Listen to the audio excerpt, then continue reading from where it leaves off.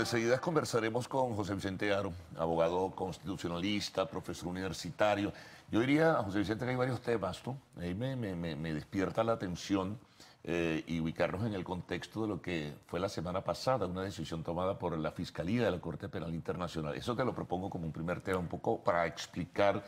a la gente lo que significa el examen preliminar, que no necesariamente significa de una vez una investigación, pero abre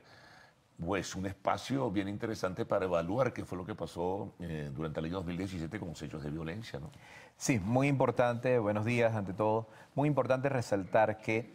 lo que ha hecho el fiscal penal internacional, lo que ha hecho esta Fiscalía Penal Internacional es iniciar, como tú has precisado, un examen preliminar. Ese examen preliminar es una revisión de la situación en precisión de los abusos, los excesos, como fueron calificados en el comunicado oficial de la Fiscalía Penal Internacional, que hubo durante todo ese periodo de manifestaciones que se presentaron en el año 2017, especialmente a partir del momento en el cual, el 31 de marzo de 2017, comenzaron esas manifestaciones por el quebrantamiento del orden constitucional a partir de la situación de el arrebato de competencias, la usurpación de funciones, de atribuciones del Parlamento por otros poderes públicos del Estado. A partir de allí, pues, lo que va a haber es un examen preliminar. Eso, luego de realizado ese examen preliminar, que puede durar algún tiempo, tendrá que estudiarse y valorar, pues, el fiscal penal internacional si da méritos, hay evidencias, hay suficientes pruebas, después de recabar todo ello para abrir una investigación y pasarlo a la sala de cuestiones preliminares de la Corte Penal Internacional para que sea esa sala de cuestiones preliminares de la Corte Penal Internacional la que decida si definitivamente ya se abre en pleno esa investigación y se inicia todos los pasos previos garantizando el derecho a la defensa al Estado venezolano, pero también la participación de las víctimas, de los denunciantes, de los afectados, de quienes han sido violados en sus derechos humanos, de aquellos contra los cuales se ha cometido crímenes de lesa humanidad o violaciones graves de derechos humanos, para que se dé ya un juicio dentro de todas las características, las garantías y el procedimiento establecido por el Estatuto de Roma. Ahora, de llegar a esa etapa, José Vicente, y comenzarse una investigación, ¿eso qué significa? Por ejemplo, solicitar incluso la orden de captura a los presuntamente responsables de hechos de excesos y violación de los derechos humanos. El fiscal penal internacional puede solicitarlo, la Corte puede tramitar, puede considerar, pero para eso es muy importante la evidencia, las pruebas, la investigación, lo que surja en el curso de la investigación y un cúmulo de circunstancias que motiven, justifiquen efectivamente emitir una orden de captura internacional hacia aquellas personas que no solamente hayan ejecutado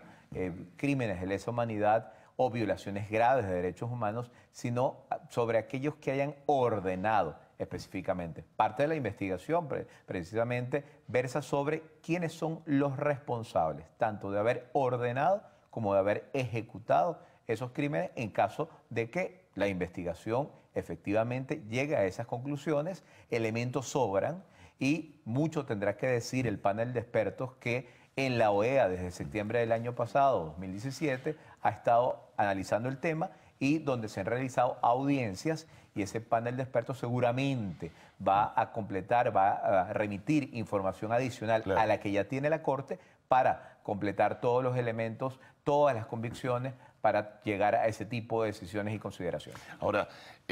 por ejemplo, esta fiscalía en este examen preliminar pudiera evaluar, José Vicente, el hecho de que la justicia venezolana, los tribunales venezolanos no han abierto ciertamente con seriedad y precisión investigaciones sobre los hechos de violencia. Ese es un punto clave, ese es un punto clave, porque la Corte Penal Internacional, vamos a decirlo, dentro del sistema universal de justicia, dentro del sistema internacional de justicia, es una especie de sistema complementario a lo que hacen los organismos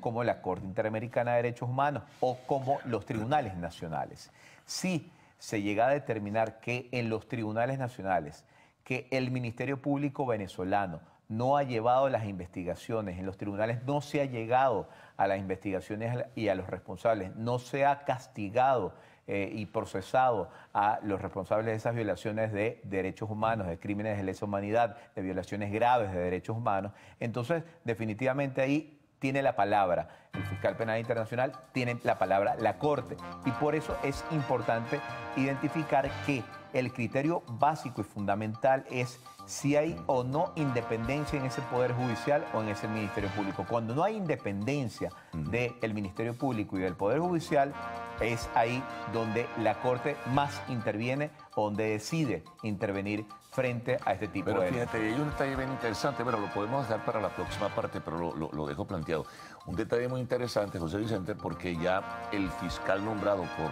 la constituyente gubernamental ya adelantó opinión, ya fijó juicio, incluso llegó a sugerir que ese informe que presentó la fiscal de la Corte Penal Internacional de La Haya pudiera estar sesgado con las informaciones que le ofrecieron. Pero vamos al retorno a hablar de esto. Hacemos una pequeña pausa y continuamos conversando con José Vicente Aro, abogado y profesor universitario.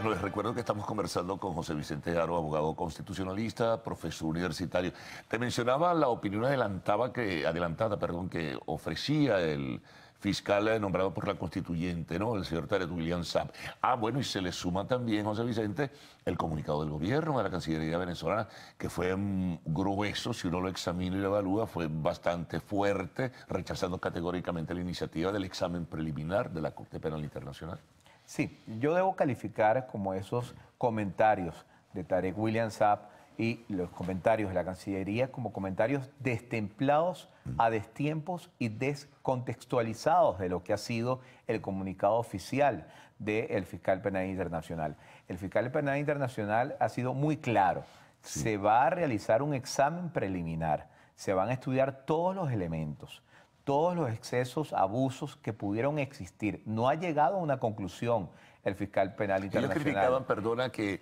no se hubiese enviado una comunicación, sino que se hubiese presentado un comunicado, en fin, no sé si eso... Esas son las formas. Matices... O sea, esas son las formas con lo que se manifiesta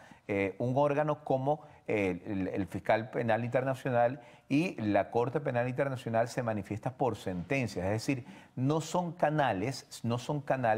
diplomáticos, no funcionan como funcionan las cancillerías de diversos países. Aquí estamos hablando de un sistema judicial, de un órgano judicial que precisamente debe pronunciarse, en el caso del fiscal penal internacional, por comunicados, documentos que presenta ante la Corte, comunicados oficiales, y la Corte se pronuncia a través de fallos, de sentencias. Si el gobierno venezolano esperaba de alguna manera una carta, una misiva, bueno, estaba esperando algo que no está dentro del contexto y las reglas de actuación del fiscal penal internacional o de la Corte Penal Internacional. Ahora, yo creo que ellos van a, me imagino o entendí por lo que dijo Tarek William Saab, que ellos van a dar, y en el contexto también de la comunicación del gobierno, que ellos van a dar información si se les solicita, etcétera, etcétera, aun cuando ya opinan por adelantado alrededor de lo que fue la iniciativa, ¿no? Sí, hay una opinión adelantada que ellos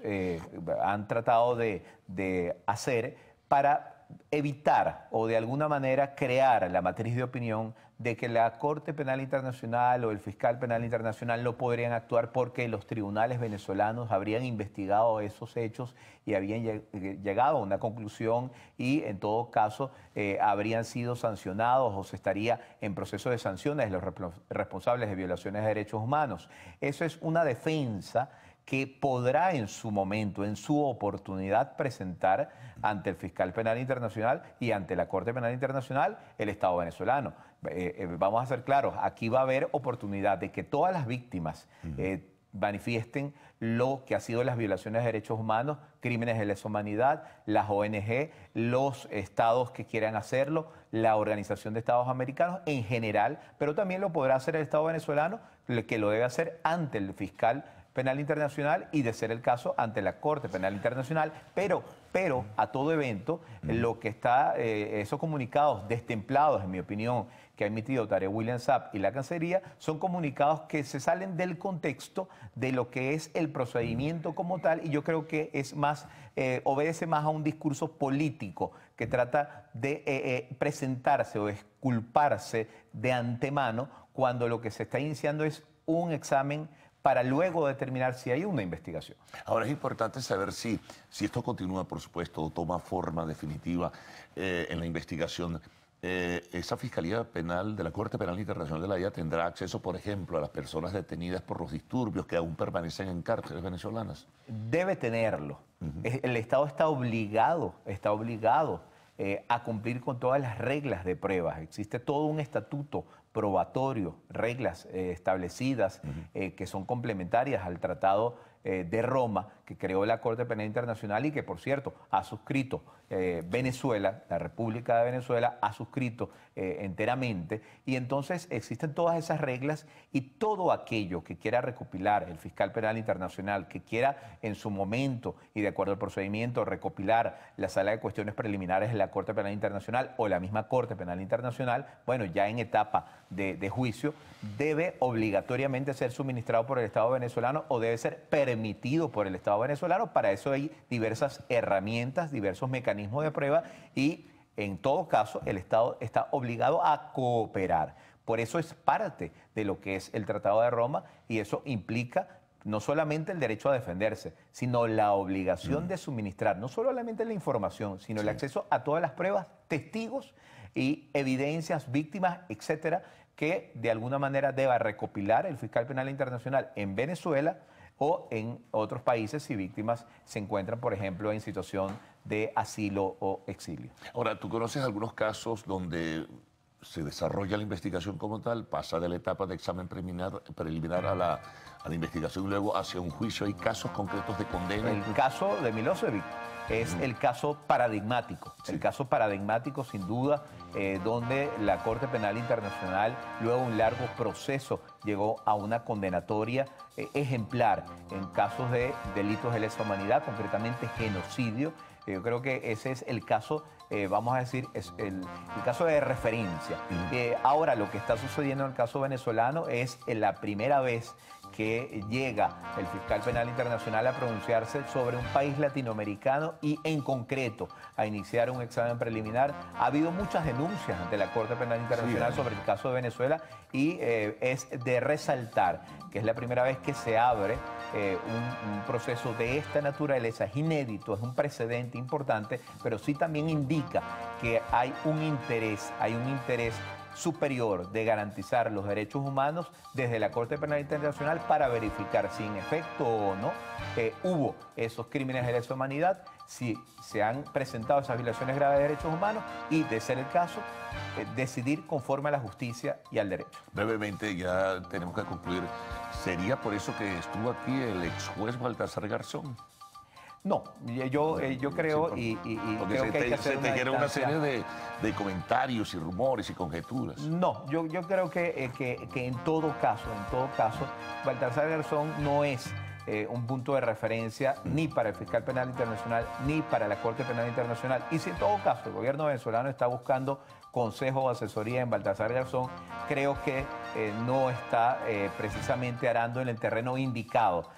para poder luego llevar una defensa ante el fiscal penal internacional y ante la Corte Penal Internacional. Este es un asunto bastante grueso, bastante delicado, donde sobre todo el Estado venezolano va a tener que responder con pruebas, evidencias, más allá de cualquier tipo de asesoría que pueda ofrecer de Baltasar Garzón o de cualquier persona. Aquí la clave va a estar en eso, en las pruebas y en poder probar o no, que va a ser difícil para el Estado venezolano, que aquí se hayan llevado procesos independientes autónomos. Bueno, José Vicente, muchas gracias por toda esta información. Creo que nos ilustra un poco más en el espacio, ¿no?, de lo que significó esta iniciativa de la Fiscalía de la Corte Penal Internacional de La Haya. Hacemos una pausa. Al regreso, pues el segmento de lo actual.